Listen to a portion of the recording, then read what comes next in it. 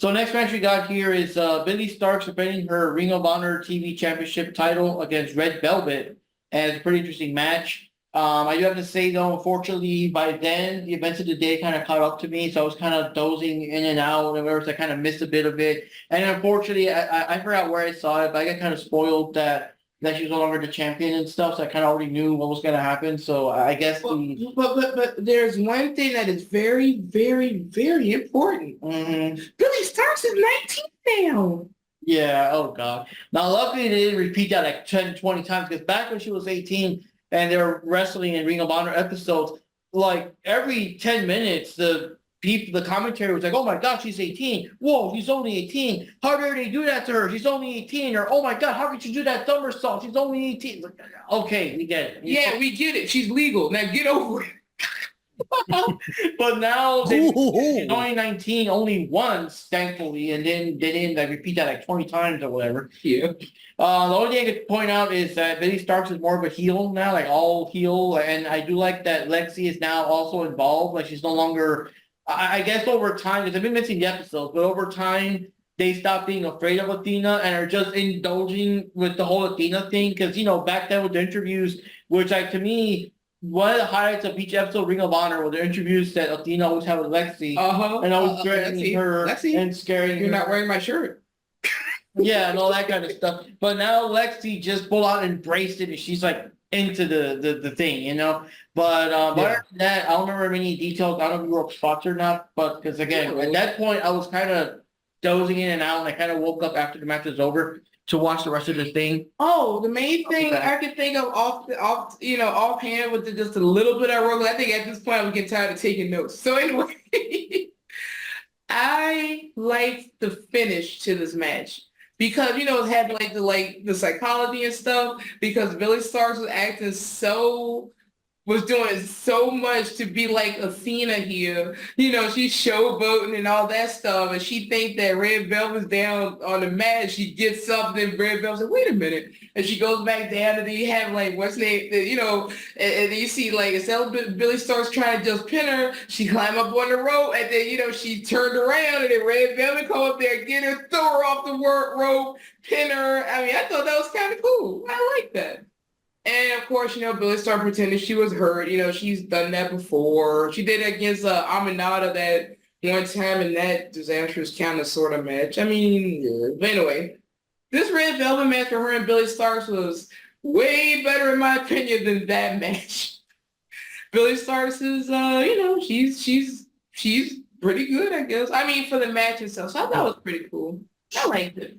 It is funny how Red Velvet has evolved from being a klutzy idiot in the ring to carrying this match to being a champion. I'm like, way to go. Hey, maybe progress isn't such a bad thing. It just took forever. Now it's Billie Stark's turn to stop being the klutzy idiot and start learning how to wrestle. but she's a prodigy. She's a prodigy. You heard the announce team. When she was 18, there's only one prodigy. Just like there's only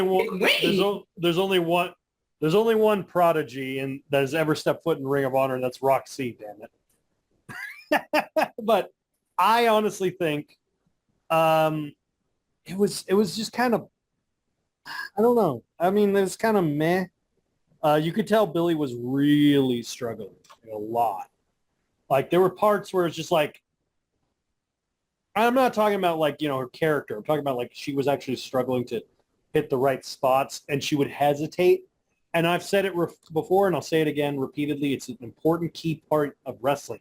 You never, ever hesitate mid-move. You literally cause injuries doing that. You cannot hesitate mid-move. It's going to hurt people. It's going to hurt you. It's going to just cause issues. And she kept doing it. It was really bugging me. And I'm like the same thing happened and it pissed me off to no end, where this is a little bit of a tangent. During a Dynamite match, it was Willow Nightingale versus Deonna Purrazzo, and Deonna was doing a spot where she was supposed to grab her by the head, with a clothesline, or not clothesline, a Hurricane Rana. Willow was supposed to grab her head, and tuck her back, and then sidewalk slam her. Willow didn't like she did the move. She went, what? Willow was supposed to reverse it, which she did, and then she didn't tuck her head and just dropped her right on her head. Oh. And I'm like, what are you doing? Like, it's like that sort of like hesitancy. Like you need to, as like Liger used to always say, he had a quote, and I love it. It says, it's better to make a mistake before your feet leave the ground. It's 100% right, because you don't want to be mid-jump go, oh shit. Like, All right, my legs are about to snap. Like, because you can see it. I'm sorry. I am coping. And for those of you who don't know what that looks like, watch any Ray Phoenix match. Any thoughts there, John? Okay, so what I thought about this match, I actually liked it because it really did continue the storyline between her versus Baby Starks. And I kind of like the ending because I forgot how it ended exactly, but it was, because Baby Starks was trying to fake the injury. You know, she was trying to fake it to make it again. But Red Velvet's like, no, I'm not falling for this shit. So Yo. I guess that's how she won this match. She outsmarted Baby Starks because she was faking the injury, and the whole referee like stopping to see how she's doing, and they have the medical people. No, what happened was that I forgot what move she did, but Billy Starks got Red Velvet down on the mat, and instead of pinning her, she was too busy showboating. And then Red Velvet got up behind her, but then she decided to drop back down to the mat to act like she was still like, out for a pin. So it was for her to be pinned. And then Billy Starks climbed the rope. She probably might do like the swanton or something on her. But that's when Red Velvet got up behind her and, caught Billy Starks off guard, grabbed her off the rope and threw her off of the rope. And then Red Velvet got the pin on Billy Starks to win the match. So she did, like you said, she did outsmart her in that regard. We watched that. Because, I really like that finish. So the next match we had here was Ring of Honor World 6-man Tag Team Championship Eliminator match. And whoever would win between these two teams would eventually go to face the Undisputed Kingdom for the vacant titles at the AEW Battle of the Belts. So we had the Von Erichs, Marshall Von Erich and Ross Von Erich, teaming up with Dustin Rhodes, going up against the Dark Order, Evil Uno, John Silver, and Alex Reynolds. And the Dark Order, they still work here. And yeah.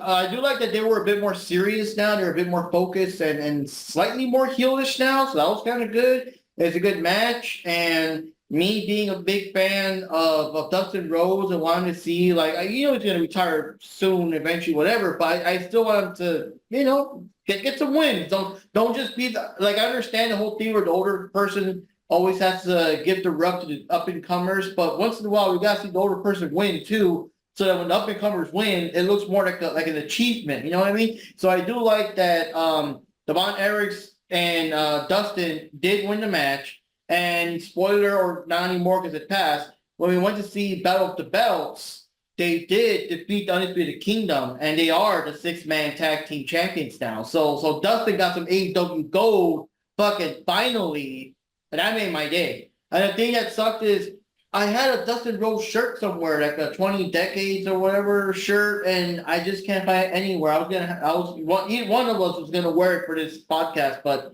I just don't know where the hell it is. And it was a super brand new shirt that I never actually wore. So had tags on it and everything. So I know that's a shirt I would have brought with me to the big move to where we currently are. So I don't know where that shirt is, but we'll probably find it. But like I said, it's like It'll turn up. I'm gonna find it as soon as the podcast is over because that's how these things always work out. You know? The thing with this match, I was kind of not fully into it because you know how I am about matches like this because everything's a little all over the place. I am glad that Dustin did, that their team did win. And since he with the Von Erichs too, I mean, I could see. Well, I did want to. Well, it's funny. Oh. It's funny you guys bring that up because I actually did want to get your opinions of the Von Erichs as a tag team, because I've supported those guys for quite a long time. Back when they were in NWA, when they were back on the deep indies, I was like, man, these kids, and I'm not just saying this because of their last name. If anything, having that last name puts a lot of pressure on you. But I'm like, man, these kids are solid. Like these kids are solid. Like even Mark even said, man, I wish me and Jay could have fought them, because I think they would have. I think they would have had a barn burner with them. Like if they given the right options. You mean the Briscoes? Yeah. Yeah. Well, I mean, they did. Yeah, one. Huh? Yeah, they did fight them once, but I think he meant like in Ring of Honor. Oh. Like they did fight in NWA in a tournament. It was for the Crockett Cup, but it was like it's different when it's like that as opposed to like it's like, oh, I want to fight you, but I want to fight you in my territory kind of thing. It's like, okay, I see what you mean. Like I think that would have been a great match with them. But overall, I think my opinion about the match as a whole, unfortunately, as much as I hate to, as much as people don't want to admit it, I do agree with what you said, Mark, with the point with older wrestlers. They need to get a couple wins, otherwise it's uncredible. But the problem with that is there shouldn't be old wrestlers, because the fact of the matter is you're kind of taking away a spotlight from a younger wrestler, and at that point you're kind of more of just a mentor role. And it goes to show with like guys like Jericho, guys like Dustin, guys like, I hate even saying it, I like him, but Randy Orton. It's kind of like to the point where you're like, you could tell the traction on the road, as it were. And unfortunately, this match was a proof positive of Dustin is very much slowing down. He can't keep going the way he did anymore. And he's, his body, your spirit may be wanting to go, but your body will only push you so far. The Battle of the Belts match, he did do a few interesting moves there. I can't think of it on him, but right. And like I said, he can still kind of move. I mean, at least he's not Ric Flair. Right. That's all I gotta say. Oh, I know. Well, no. But it goes back to that quote I really liked from the press conference that Cena said, where he literally said, they said, "Oh, why are you retiring now? You're only 47." And he goes, "Well, I'd rather leave with the ability to wrestle again than overstay my welcome and tarnish my legacy by making it seem like it's all about me." Jericho. And I'm like, Jericho. It's like, so some people were equating it to Edge. Some people were equating it to Jericho. Some people were equating it to other wrestlers. But he does kind of have a point. It's kind of like, do you want to leave the industry, or do you want the industry to make you leave? It's like, that's my mentality about it. I feel that really that applies more like between Edge and Jericho. That applies more to Jericho. Now with Edge's situation, I think with him, because he was forced to stop and he didn't stop on his own terms, that's why he was so anxious to get back into it. Mm-hmm. But Jericho, he just won't go away. What? Me retire? That doesn't work for me, brother. No, you gotta use the other hand now because what's his name broke his finger. Lord. But you could tell in this match that it made the Von Erichs look great. Dark Order is always a solid group, but their shine is not as bright as it ever can be. I don't think. That's because they're dark. You went in the Dark Order, not the Light Order. Touche. But honestly, like I thought it was an okay match. It was all right. It was just kind of standard, but I liked it. But the match he had for the title was way better. The one at Battle of the Belts, I did skim through that one because I was like, okay, well I didn't. Why were the Ring of Honor 6-man belts vacated? So what I found out here was on Collision, the AEW executive president, Christopher Daniels, stripped the Bang Bang Gang, Jay White, and the Guns of the Unified Trios Championship. That's right. Because White suffered an injury and refused the Freebird rule by having Juice Robinson defend the titles like on his behalf and everything. So he's like, nah, fuck that shit, So that's why they had this big match thing in the end that would be like the trios going up against for the vacated titles and everything. That's Okay. bullshit. I knew it was mentioned. I just couldn't remember. Right. I'm sorry. Go ahead, Johnny. Oh, just that. I mean, I don't know. I just didn't really find the match to be that special or that spectacular. It looks like a regular match you could see on the Ring of Honor programming since the Von Erichs hasn't been, since they have been there recently anyways on Ring of Honor. I don't know. It just wasn't too invested in the match. And Dustin Rhodes, to me, it just looks like it's like a passion project. Like, okay, I'm back. I can fight. I can do it. I won the match. It's cool, I don't have nothing against Dustin Rhodes, but it's just giving me a little bit of that Ric Flair / Jericho effect a little bit. Well, going into our next match here, it was, oh yeah, the next one was for the Ring of Honor Men's World Television Championship. And all of the wrestlers involved for this one this was Lee Johnson, Leo Rush, Atlantis Jr., who is the current holder of that belt, Shane Taylor, Johnny TV, and Brian Cage. So throughout this match, you had to, I guess, pin someone. You just had to try to eliminate everyone, and whoever's left wins the belt. Gets the belts, or either, yeah, that's about it, really. I wasn't paying that much attention, honestly. I do have to say that I do like the fact that Brian Cage was like the major factor of the whole event. He was just rocking it up for the whole event. No, I think he helped get rid of Lance Archer. I don't think he personally got rid of Lance Archer, but was it? Yeah, but yeah, the one thing I have against the thing about Brian Cage is I hate that he's become kind of like the jobber / obstacle for someone.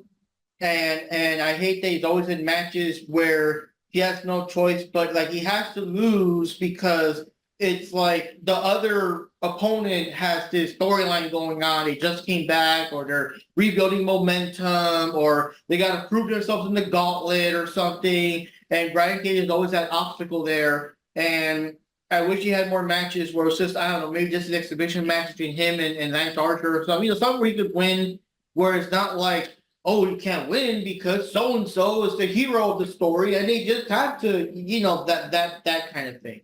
So for this match, even though he didn't win it, I did like it was a major factor, and he was actually like the final guy between him and the luchador, I forgot his name. Atlantis Jr.? Yeah, Atlantis Jr. So I did like that. He wasn't like, the first person eliminated. No, he held his own through the whole thing. So I at least like that, All right, so I also have this too. So for this match, Leo Rush eliminated Shane Taylor. After that, Lee Johnson eliminated Leo Rush. After that, Brian Cage eliminated Lee Johnson. And this is where I thought there was a pattern. Whoever eliminated that person gets eliminated next. But Brian Cage, he threw that off because after that, let's say Brian Cage eliminated Lee Johnson, but then Brian Cage also eliminated Johnny TV. Combo breaker. Yeah, he did the combo, man. And then what's the name eliminated him, and he retained, and that's it. I have no word. I have no opinion of this match. I just was like, can we hear him get it over and get to the next one? That's how I felt anyway. I will say there's two things I liked about the match. The first one was it did have a lot of variety, which the problem is when you have like a multi-person elimination match, you really have to pace it out right to give people just distinct enough to keep the audience. With a lot of these guys, the problem is that they're very similar styles, like high flying, but they had just enough to kind of, change direction, which I liked. The other thing is whenever Brian Cage and Shane Taylor clash, me me. Oh, Donald yeah. Trump shouting that. That's right. That is going to become an ongoing staple from now on. But the one other thing I really liked, and this is more on a technical point of view, maybe it's because I'm comparing it to AEW, I like that the actual cameraman stayed focused on the action and actually showed like at the proper spots, the proper moments, the proper interactions, the proper fights. It wasn't like, this guy farted, let's focus over here. Like, it's like, no, you focused on the shit that needed to be focused on. And that is a good... Yeah, you're right. Because remember, I think I mentioned that, right? I said, hey, the cameraman is right. Maybe you don't work for AEW. Maybe it wasn't hired by Tony Khan. And also, Because the problem is with the production to distract the cameraman. But Sky Blue is injured. Yeah, there's no problem with the production of showing a multi-man match. The key is to make sure you get the right action moments at the right proper time on the screen. That's the important thing. Because the problem is especially in AEW, they have multi-man matches, they have multi-tag matches. And you'll have these idiots doing, let's do the same spot, let's do different spots at the same time. It's like, no. Tony Khan probably tells the cameraman, film at whatever angle you think David Meltzer will like best. Yeah, you'll get like a person like about to do like a high flying dive and then cut to the ramp. You're like, the fuck? No.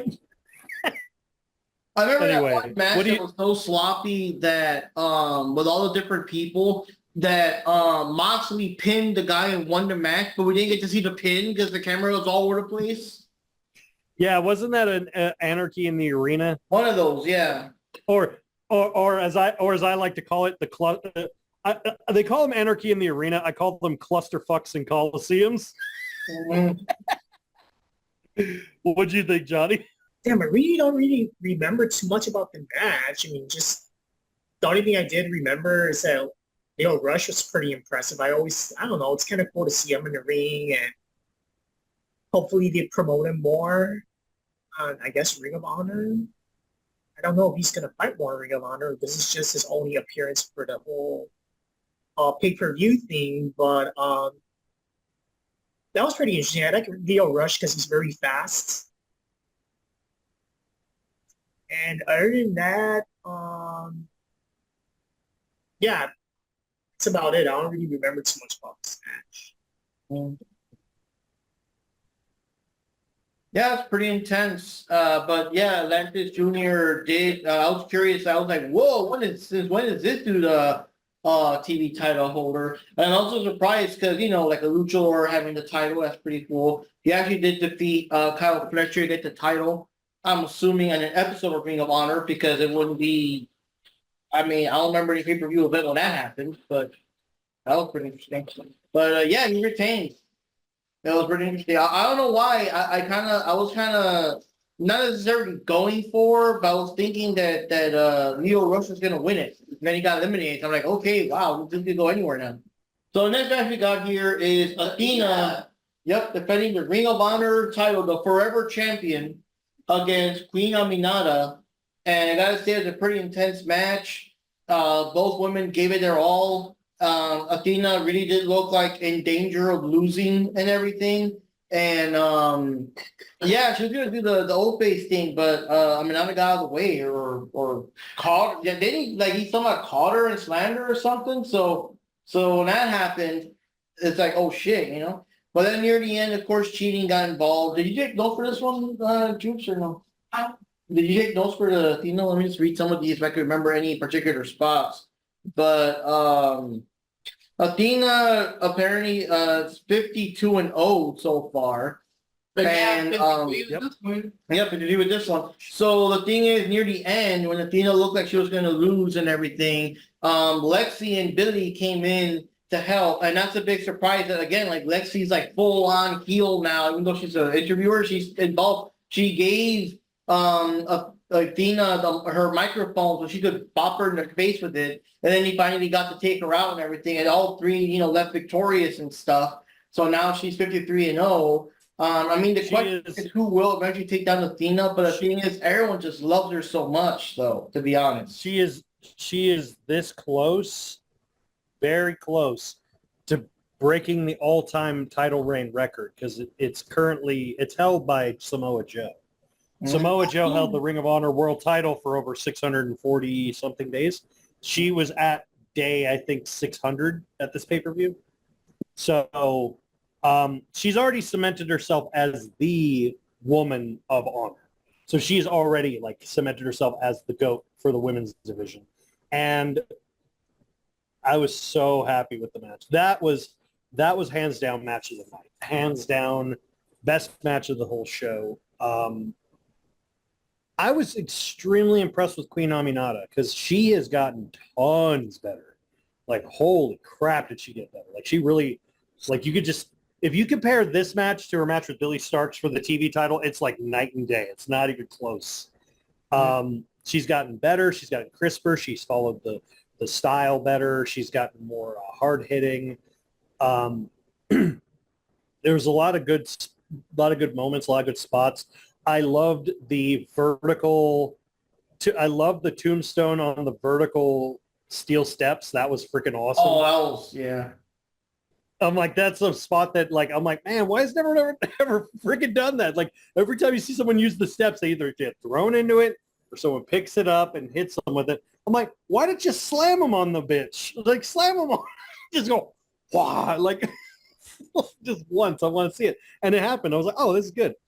Athena, I mean, I can't praise her enough. She is, in every way right now, she is to Ring of Honor what Cody is to WWE right now. She is the face of Ring of Honor. Like, she's the only person, like the star of Ring of Honor, and they know it. Everyone knows it. Like, I'm not trying to be a dick. I love Mark Briscoe, but you know, when your women's title is considered more, your women's champion is shown to be better and presented better than their world title, there's probably a problem there. But I mean, hey, more power to her. I appreciate her.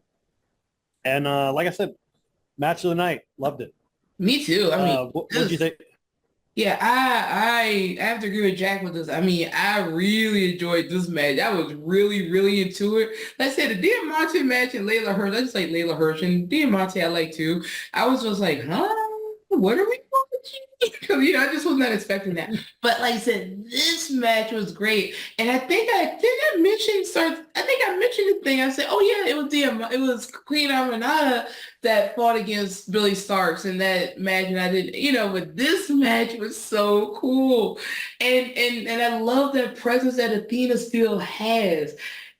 I wish AEW, what Ring of Honor is doing with Athena, I wish Dynamite would do with Swerve. Seriously. You see what I'm talking about. And this is the other thing. This is one other thing that's really, I've explained this, and there's a thing that a lot of wrestling purists talk about, and that is the hero chase. Some wrestlers, in order to get over organically, you need to make it so they lose. And you need to make it so that it's not a matter of did they win, it's could they win. Like, not are they the champ, but could they be the champ? And that's what they did with Aminata here. They made it so like, hey, she didn't win, but she proved she's capable of beating Athena. She's capable of being the champ. And that sometimes is harder to pull off than actually winning a title. So it's like, it's kind of like comparing it to WWE. Cody Rhodes winning at WrestleMania 40 would not be half, even a fragment as big if he hadn't lost at 39. Mm-hmm. Like, it wouldn't even have been close to as big as it was. So it's like he had to lose in order to rise from it. And it's the same thing with Aminata. Like, her loss to this, it's like, hey, she almost beat her. She almost got it. It's just like, it's almost there. So, and the other problem was, here's the other issue right now. They need to focus more on getting Aminata over as a character, not a wrestler. She's good in the ring. Her character, not so much, because you heard the crowd. They were chanting nonstop for Athena. Like, they barely for Aminata. And you got to get the crowd to kind of turn a little more to make them even, before you could put the strap on. Because otherwise you're going to have Aminata win the belt and everyone's going to be booing the shit out of it because Just like Mercedes. Yep, when it out Willow. But Monet, no. Like, I love how they literally put all their chips like behind her, the people, like the people in the front row, were like, oh, and all that, you know? Yeah, it's like, you suck. And it's like, it's like, and then like everyone's like, but, and then now they're trying to make her a villain. It's like, that was the plan all along. I'm like, no, it wasn't. No, the fuck it wasn't. It's so obviously that it wasn't. You literally like, yeah, that was the plan. Oh no!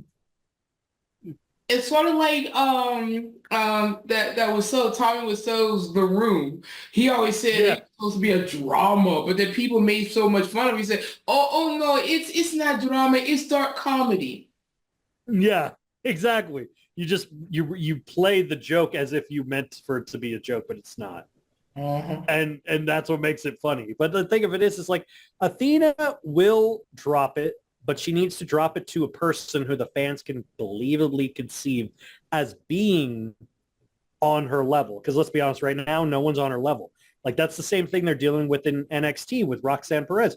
She has proven she's the top woman in the women's division, not just in NXT, in the women's division. Like everyone's talking about, like she beat Jordan Grace clean. She beat all the top competitors, Lola Vice. She even fought the rookie Thea Hale, who a lot of people love. She's fought in like the best of NXT. She's everyone. She beat Mako fucking Satomura. She's a goddamn legend.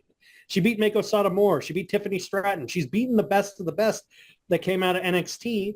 That's why everyone's like, ooh, what if Stephanie Vaquer could beat her? Ooh, what if Julia can beat her? Because they're like out of the bubble. It's the same thing that happened when Finn Balor was champion in NXT. He beat pretty much everyone, and then Joe showed up. And Joe, everyone's like, oh, fuck. And then Joe started racking up wins, and then Joe just, boom, instantly beat Balor, and then Balor kept fighting back, and it was like a good rivalry. But it was saying, like, it's the same thing. Athena, they need someone good and big to topple Athena. Oh, here's a question, Jack. What injury or what happened to Cora Jade? Because I know she's been out for almost a year or so. Like your Instagram shows her recovering and stuff. But what exactly happened to her in the first place? She got a shoulder tear. So I think it's like her left shoulder, like the muscle tendons ripped. So I think she had to get like full reconstruction on that. But one of the things that I do love about NXT, and I've said this before, and not trying to bring him up again, but one of the things that a lot of people are speculating is CM Punk has maybe 6-7 years tops as far as in-ring ability. But more than likely, what he's doing right now is he's been doing this. He's been helping the backstage talent. He's been helping the women. He's been helping the men, like with their promos, with their abilities, and you see the progress that they've gotten. I honestly see, maybe in a decade from now, him running NXT. I would love to see it. Punk running NXT? Oh, man. I would love it. But I'm saying, like, it's the thing of it is the whole point I'm getting at is, in order for someone to beat Athena clean and conceivably for the fans to go, yeah, you have to build up a person enough for people to root behind. And right now, unfortunately, I like Ring of Honor. Unfortunately, from what I'm seeing or hearing in Ring of Honor, they don't really have that yet, and they got to really work on building it. Aminata though, she is I love her presence and all that stuff there. I mean, she really came across as an actual queen compared to when we saw her, last year for months ago with the other pay-per-view with her against Billy. I mean, she just seemed like just somebody that was there, but for this, she had the presence, she had the moves, but as pointed out, she gotta get the crowd to get behind her so that, if she did win, people would be cool with it. Yeah, because technically speaking, I mean, she only lost because Lexi came in to cheat with the mic. So that's how close Athena was to losing. But yeah, the crowd at that point, the crowd would have booed the hell out of her if she won. Mm-hmm. How about you, Johnny? What do you remember about this match? I think the match was very good, and technically speaking, any match with Athena, especially at a pay-per-view, it's really good. Like this is a little bit like what AEW is lacking in the women's division. They need to have a wrestler like Athena that is very that has a good stage presence, that has a good storyline, and that can actually fight really good and not like freaking Sasha Monet that I don't know what the hell she's doing. You know, she's just dancing around like stupid all the time. And yeah. And one thing I also have to say is in terms of Queen Aminata, I mean, she is a good wrestler, but it's kind of like, I think like what Jack Knife says, I think they have to invest a little bit more in her, like in terms of I don't know, like personality wise, so that when there's a match of this caliber, both people can root for, okay, I support Athena, and then the other half of the audience is like, okay, I support Queen Aminata, but you know, currently like Athena is their star. You know, nobody really cares that much about Queen Aminata. I mean, she's so good enough like for the storyline telling portion of the story, but in terms of like the I don't know, like the popularity, people are still gonna prefer Athena a million times compared to Aminata. But I still think it's a very good match overall, and I like the fact how what's her name, Lexi, right? That's the name of the Yeah. yeah. I'm surprised how she's becoming more heel by the minute. Like I kind of like that too. Like it's a unexpected turn, and I'm down for it. I like it. It's a good match. Like I wish there were more backstage heel correspondence. That would make me laugh so hard. Like just a straight up asshole commentator. It's like, so what's it like being a chicken? Like, they're just like, what? Like, I like something like, because it reminds me of, and Mark may remember this. A good backstage correspondent that's a villain. I honestly, the best of the best was always Bobby the Brain Heenan. Yep. He was Yeah. such a good villain. He was like the king of just like getting on your skin. It's like, oh, hey, Hulkster, so you won, but do you really think you can beat Andre the Giant? Because I don't think you can. What do you say? You'd be like, miss that kind of stuff. I really do. I miss Gorilla Monsoon. Will you stop? Oh God. I'm sorry. I loved him with Bobby Heenan doing commentary, and then Bobby just everyone always talks about JR and King as the best. No, Monsoon and Brain, dude, no one was better. Gorilla and Brain, no one was better. I love a Gorilla Monsoon had to keep saying, "Will you stop?" You know. Yeah, one of my favorite bits. Superstars, and they were on. One of my favorite bits was that Brain used to do what he did, and it was on WCW. It was so funny. He literally goes, no, it was WWF. It was WWF, and he was managing Mr. Perfect at the time. He was still doing commentary, and he literally just flat out says, he's like, so do you think Sid Vicious has a chance against your colleague, Mr. Perfect? And then before you even get the finish, you just hear Bobby fucking dying laughing. Just the idea of him beating Mr. Perfect, and he's like, no.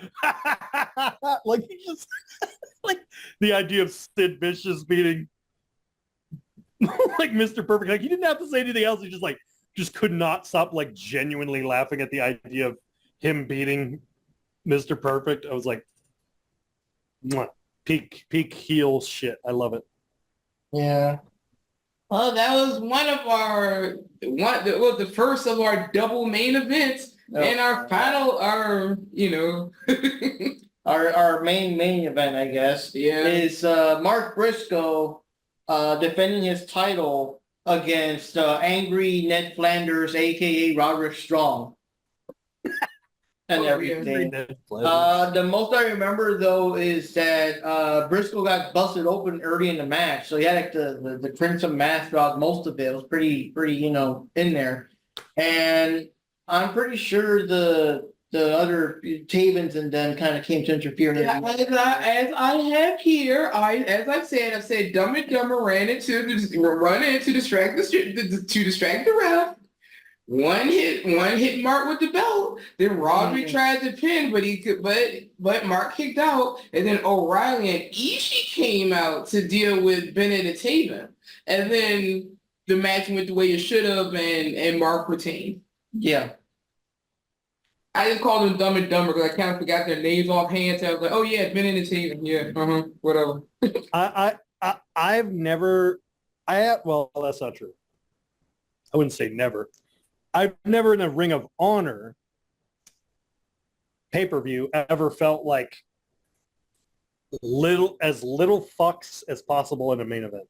Like I could give less of a shit about this was the worst match of the night because no one cared. Yeah, I wasn't cared. really into it either. I wasn't into it. That's why I don't have any notes except for that. Matt And the crowd didn't care either. You could hear the crowd. The crowd was bored out of their skulls. They were like, okay, cool. Main event should have been the Athena match. Yeah, I mean it was a double It main should have. event, but that should have been the main. It should have. Exactly. It should have been the end all be all main event. 100%. And like this this match should have gone on. This match should have gone on, I want to say, it should have gone on after the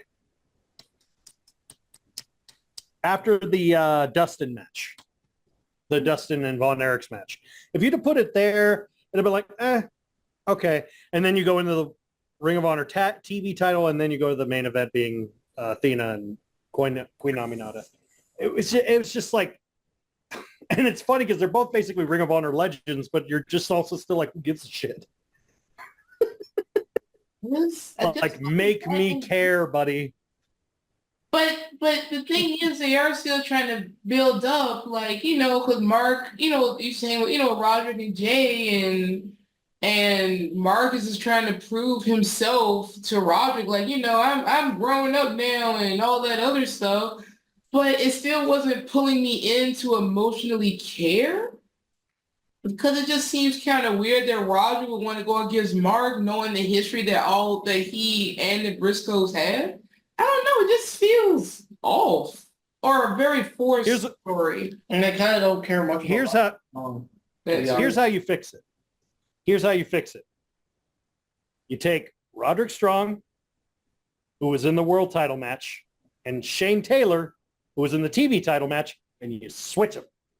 Because Shane Taylor versus Mark Briscoe, that would have been a better match.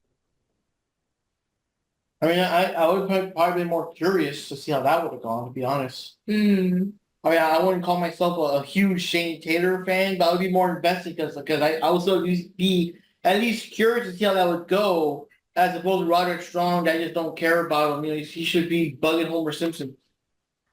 Homer! Exactly. I'm like, dude, I'm like, as I said, Roddy is a Ring of Honor staple, but he's not. He's a staple only because he was a workhorse. He was a reliable workhorse, but he was never, even when he was the world champion, no one gave a shit. It's like, where they go, I'm the Ring of Honor world champion. While he was the Ring of Honor world champion, they were focusing more on the TV champion at the time. So it's like, okay, cool. I don't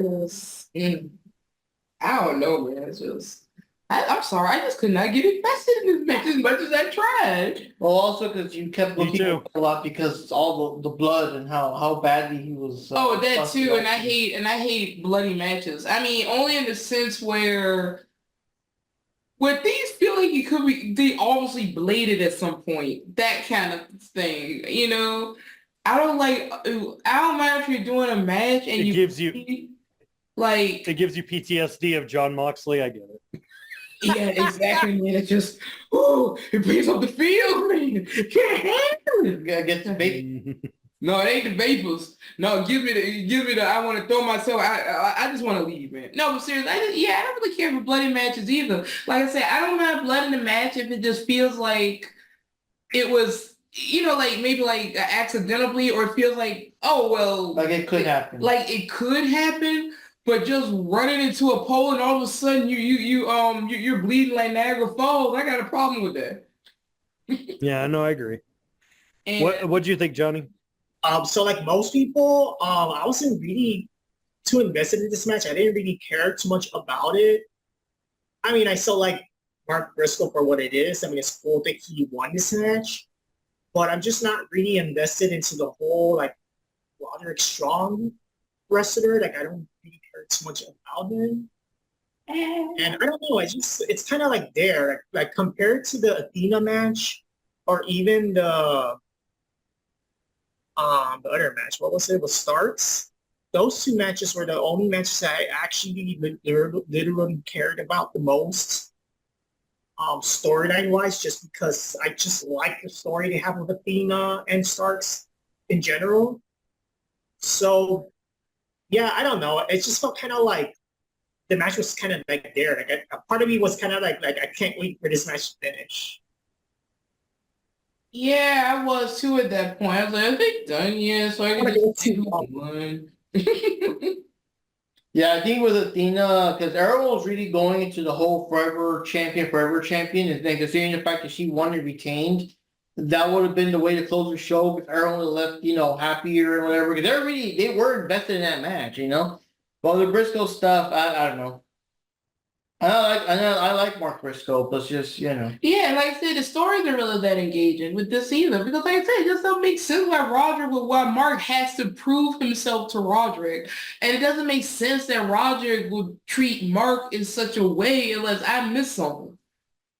The only that remind me is because Adam always does not Adam, Roderick always does whole Adam and whoever. So when he did the promo thing and he's like Mark, it reminded me of the video game Masters thing with Land Moore, where we would yell each other's names out. I haven't really heard anyone yell out Mark like that in a while, so it's like wow, that kind of threw me back. Well, it was a match. Yeah.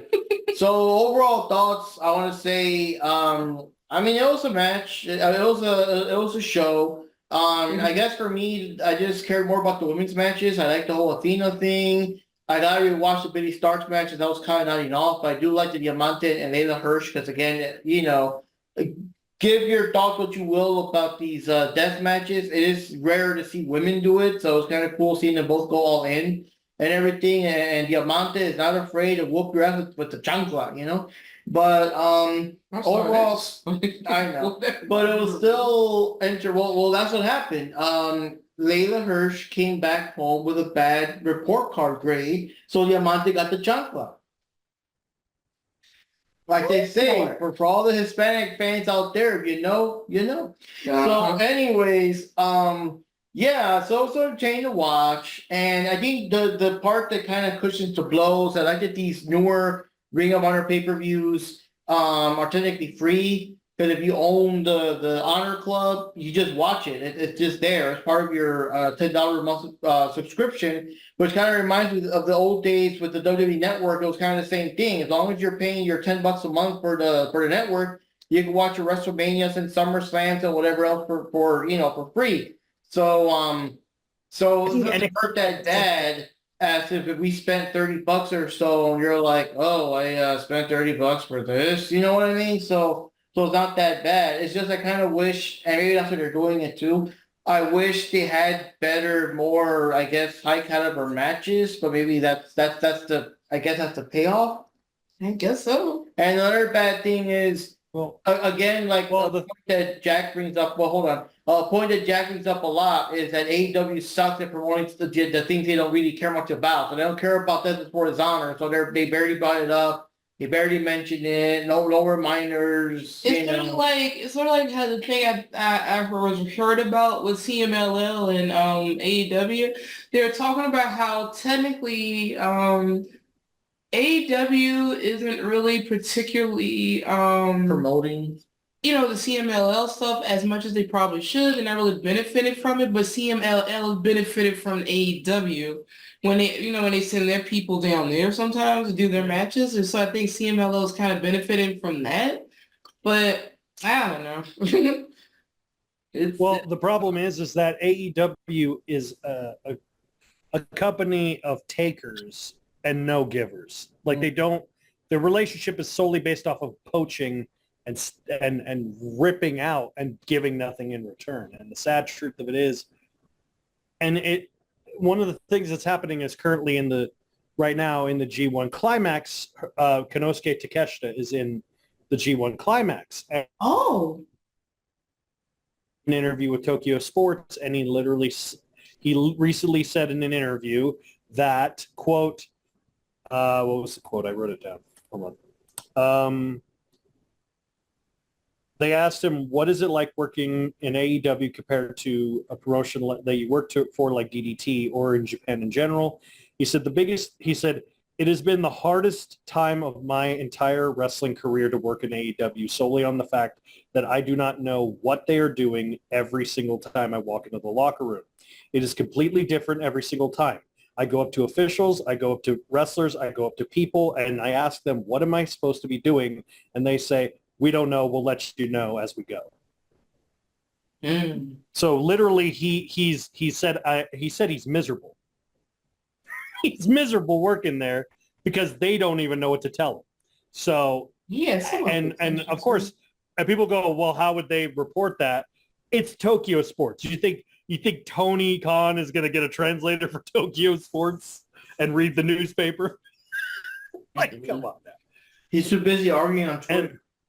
Oh, of course. He's too busy going, oh yeah. And the other problem is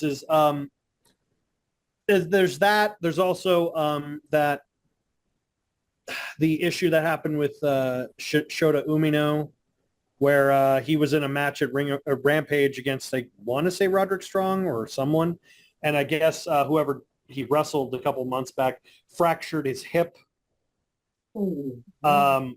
So he had to do a quick recovery, and now he's in the G1 basically with a fractured hip. So it's like, well, thanks guy, way to go guys, thank you, appreciate it, yay.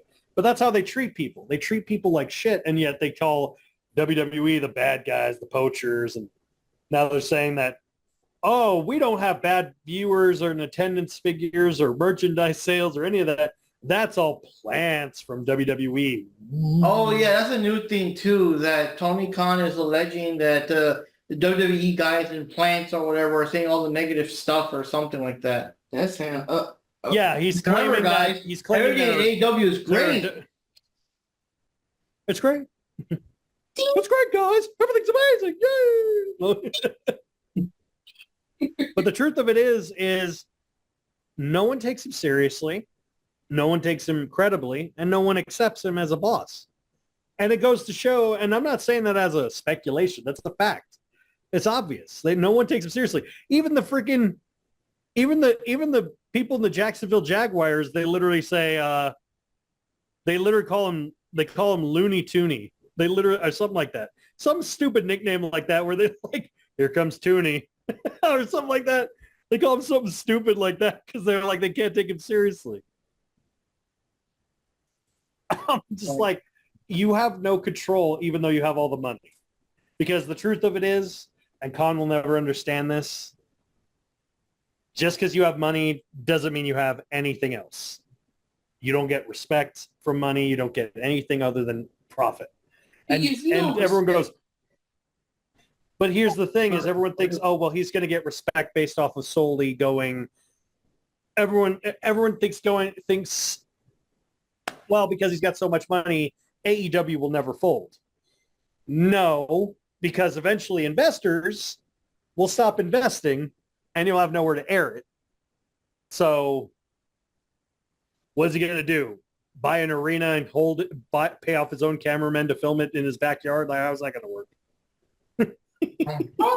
He was originally supposed to fill out he had originally planned to rent out a 200,000 seat arena in I don't remember where it was. I think it was like Chicago or something like that. It was like one of the football stadiums.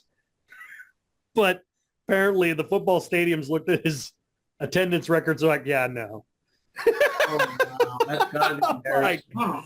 But I'm like, dude, you can't. He got to downgrade, man. I mean, you have an average. He gets like maybe what 2,000-3,000 people at his shows. Just get the smaller venues. Put your pride aside. Instead of But what he does instead, he gets these arenas that WWE gets, and he just. That's why Punk has even called him out on TV on the air, and he literally goes, "There are people on this side of the camera," because he knows they can't turn hard cam because there's no seats. The hard cam is the one that's solidly there, and then the crowd's over here. And then I think at the most recent Collision taping, they literally told the people in the crowd before taping, if they want to, they can go up to the front row free of charge. Hey. Oh, I wouldn't. Oh, wait. I said, come on wait. down. No, wait. I said that for any AEW match or AEW event, I would never want to go to the front row because if Moxley's wrestling that night or if Darby Allin is wrestling. Because, you never know. I mean, he might throw himself off of something. Oh, my gosh. The other night, he did something where he had landed in the ring and he almost kind of cartwheel kicked this person in the face by going in the crowd. I wouldn't want that, man. Yep. Yeah. That's what I mean. I mean, they gotta get their shit together. Get a couple of smaller venues. This is what they do. Get a couple smaller venues. I mean, hell, it's been working really well for TNA. The only bad thing with TNA is that they're on a network no one has. But if you follow the way TNA is doing it with a smaller venue, packing it full of people, and just focusing on that, and then, you could build up from that. And if you just keep building up from it, because the route they're going, it's just costing more money than they're getting back. And I've said it before. I'll say it again. It's literally just, he won't listen. The Ring of Honor, I mean, like, this is sad because this is the first time I've ever watched. I didn't even know a Ring of Honor pay-per-view was happening until you guys mentioned it to me. I swear. Like, that's how bad I'm like, I didn't even know. I'm like, oh, there's a date. I should know this. It's Ring of Honor. And I'm like, but no. the thing is, even on Dynamite and Rampage and Collision, they rarely promote it. I mean, it's just ridiculous how they are with Ring of Honor. And then when I found out the main event was, I literally went, oh. That's sad. Yeah. I shouldn't be doing that. It's sad, but it's true. Any thoughts on the event, like, as a whole, Johnny?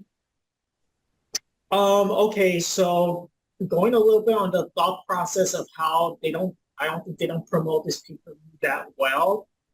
I also felt the same thing because it's like you watch your Ring of Honor programming, and then out of the blue, somewhere between the line, they say, okay, we're gonna have this pay-per-view event. It's gonna happen like 2 weeks from now or whatever, and it just feels kind of like short notice. And then it's also weird because then they put it on a Friday. Isn't it on Friday they put this pay-per-view? Mm-hmm. Yes, Friday. So it's right after Thursday, which Thursday is their regular programming. So it's kind of weird that, okay, you watch the regular pay-per-view on Thursday, and then Friday you watch the pay-per-view, and it's kind of like, I don't know, it's kind of weird the way they do it. And again, it's just, I don't know, it's like they don't even make the pay-per-view sound that spectacular. Like compared to All In, like All In has this big publicity.